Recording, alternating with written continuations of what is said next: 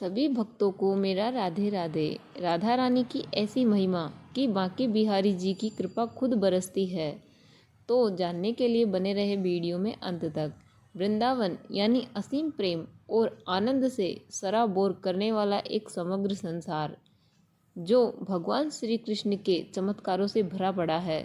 तो एक दिन हमने वृंदावन जाने का प्लान बनाया, तो हम चल दिए वृंदावन। अलीगढ़ से वृंदावन जाने पर एक साइन बोर्ड दिखा जिसमें दाईं तरफ राधा रानी का मंदिर जाने का एरो था।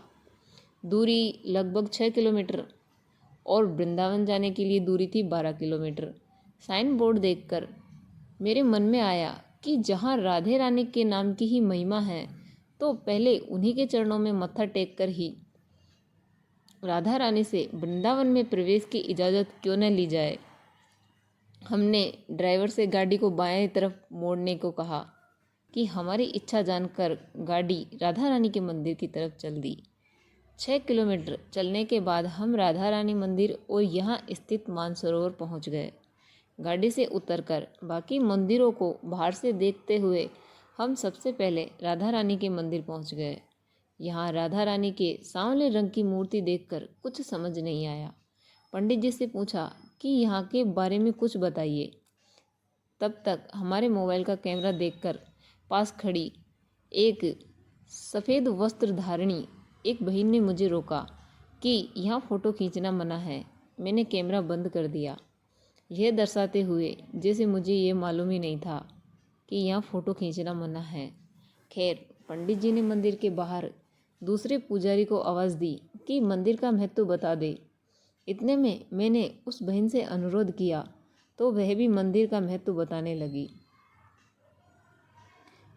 फिर बाद में दूसरे पुजारी और फिर यहाँ स्थित गोपेश्वर मंदिर में बैठी एक छात्रा ने भी मुझे मंदिर के बारे में महत्व बताया। वृंदावन में निधि वन में बांके बिहारी जी हर रात महारास करते थे। एक दिन महारास में माँ पार्वती शामिल होने आ रही थी कि पायल और रुनझुन की मधुर आवाज़ शंकर के कानों में भी पड़ी। उन्होंने पार्वती से पूछ लिया कि कहाँ जा रही हो देवी, तो उन्होंने महाराष्ट्र में जाने की बात बताई। शंकर बोले कि महाराष्ट्र में महाप्रभु के दर्शन करने की मेरी भी इच्छा है और वह भी साथ हो लिए। पार्वती ने बताया कि महाराष्ट्र में केवल स्त्रियां ही शामिल होती है, पुरुष सिर्फ कृष्ण ही शामिल होते हैं। पर शंकर तो बड़े भोले शंकर थे, पहुंच गए शामिल होने। उस दिन प्रवेश द्वार पर ललिता और विशाखा का पहरा था। शंकर पहुँचे तो ललिता ने रोक दिया, पर यह युक्ति भी बताई कि यदि आप माँ यमुना में डुबकी लगाकर उनका श्रृंगार मांगे और वह देने को राजी हो जाए, तब तो आपका काम बन सकता है। महाप्रभु के महारास में शामिल होने के लिए शिव को सब मंजूर था। उन्होंने यमुना में डुबकी लगाई तो यमुना ने श्रृंगार दे दिया, और जब शंकर लौटकर आए तो ललिता क्या पार्वती भी शंकर को नहीं पहचान पाई कि यह गोपी कौन है, और शंकर महारास स्थल यानी निधिवन में प्रवेश कर गए। पर महाप्रभु की नज़रों से भोलेनाथ कहाँ बच सकते थे, सो उन्होंने शंकर का मान रखते हुए उन्हें न केवल अपने सिंहासन पर बैठाया बल्कि महागोपेश्वरी नाम से संबोधित किया। वह महारास जहाँ पर राधा से बड़ी गोपी कोई नहीं। वहाँ यह दृश्य देखकर राधा कुपित हो गई और पहुँच गई माट, जहाँ अब राधा रानी का मंदिर है। उधर राधा के बिना रास ही संभव नहीं था, फिर महारास कैसा। कृष्ण ने पहले यमुना को श्री राधा रानी को मनाने भेजा, पर उन्होंने यमुना को श्राप दे दिया। फिर कृष्ण खुद मनाने पहुँच गए, पर राधा जी नहीं मानी। कृष्ण ने बताया शंकर का मान रखने के लिए उन्हें सिंहासन पर आसन और महागोपेश्वरी संबोधन जरूरी था, पर राधा जी नहीं मानी। तो कृष्ण ने अपने कंधे पर बैठने का अनुरोध राधा रानी से किया, और जब राधा रानी कृष्ण के कंधे पर बैठने को बढ़ी तो कृष्ण ओझल हो गए, क्योंकि राधा रानी के मन में अहंकार आ गया। तो अहंकार को तोड़ने के लिए भगवान श्री कृष्ण को ओझल होना पड़ा। तब वियोग में राधा रानी इतना रोई कि वहाँ सरोवर बन गया। अब यह सरोवर राधा मान सरोवर कहलाता है। 2 दिन बाद कृष्ण फिर आए और राधा को मनाते हुए उनके चरण पकड़कर मनाने लगे। बस वहीं पास में दूसरा स्थान है। और फिर द्वारका जाने की बात कहने लगे तो राधा ने कहा, तुम छलिया हो कृष्ण, हमें भरोसा नहीं कि तुम लौटकर आओगे। तुम अपना मुकुट और बांसुरी हमें दे दो। तब मुकुट और बांसुरी देकर कृष्ण वहाँ से जा पाए। और यही मान्यता है कि द्वारिका में कृष्ण के मुकुट और बांसुरी की पूजा नहीं होती है।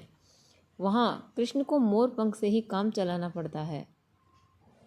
तब हमने पंडित जी से यह भी जानने की कोशिश की कि यहाँ फ़ोटो खींचने की मनाही क्यों है। तो पंडित जी ने हमें बताया कि फ़ोटो न खींचना श्रद्धालुओं के हित में है, इसलिए सख्त मनाही है। राधा का काला वर्ण उनके कुपित होने से है। ये फ़ोटो घर में कलह और कष्ट को आमंत्रण देता है। यही बात उस मंदिर में लागू होती है जहाँ कृष्ण राधा जी के पैरों में बैठे हैं। और राधा रानी का यह मंदिर पूरी दुनिया में अद्वितीय है, जहाँ मानसरोवर में स्नान का महत्व है। यहाँ गोपेश्वर महादेव का मंदिर है, ललिता का मंदिर है, हनुमान जी का मंदिर है और महाप्रभु की बैठक है।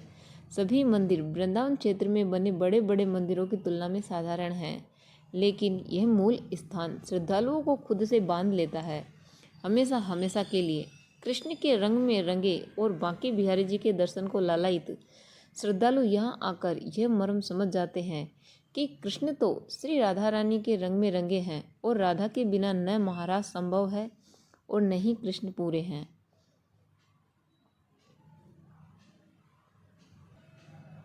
फिर हम राधा रानी के दर्शन कर वृंदावन पहुँचे और वृंदावन की परिक्रमा की। तब राधा रानी और उनके रंग में सारोबार बांके बिहारी जी की महिमा मन को पूरी श्रद्धा और आस्था से भरती जा रही थी। कालिया दह मंदिर महाराष्ट्र का निधिवन, जहाँ मान्यता है कि आज भी श्री बांके बिहारी जी रात में मंदिर से चले जाते हैं और निधिवन में महाराज करते हैं।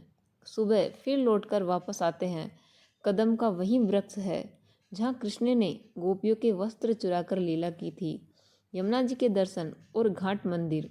फिर रात में बांके बिहारी जी के दर्शन करने पर पहले राधा रानी के दर्शन करने का पूरा प्रभाव समझ आ गया। मंदिर के एक पुजारी बाहर आए तो बांके बिहारी जी को लगा भोग प्रसाद भी दिया और सुबह बांके बिहारी जी के दर्शन का न्योता देकर मान भी रखा। तो यह है राधा रानी की महिमा कि बांके बिहारी जी की कृपा खुद बरसने लगती है।